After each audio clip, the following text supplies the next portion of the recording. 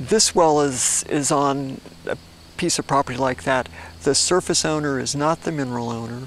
They do not get any royalties from the natural gas here. They do not get a payment for use of the land here. The fiction is that the use of the land is temporary and it's minimal. The reason why I say it's a fiction is because this well has been here since 1965, and the operator could decide when it's no longer producing to convert it into a storage well where it could be used for a further 100 years. That's not temporary. The other issue is that the use of the surface is not limited. You have the clear pad, and then you have the areas that are not readily seen, that are contaminated by drill waste that's buried on the site, by spills. And then in the case of this and many other sites, you have a fair amount of trash that's thrown into the woods around the perimeter of the site, or in some cases it's just scattered on the well site. Our belief is that the property owner shouldn't have to have that kind of situation put on them. This well site has to the left in the woods, there's pieces of pipe and valves.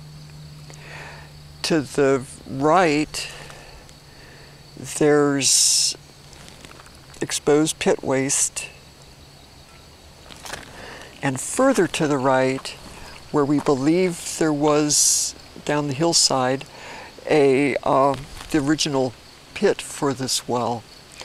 There remains of a 55-gallon steel drum and part of the drilling machinery of something used for holding pipe. There used to be a 55-gallon drum remains on the well pad, but that's been shoved aside by the bulldozer when they were working here in 2010. We've seen a number of things at well sites. We've seen portolets left behind by the driller. We've seen stacks of old pipe. Nobody will ever use. It's only good for scrap metal, but it's just, you know, piles of it rusting on a well site pad.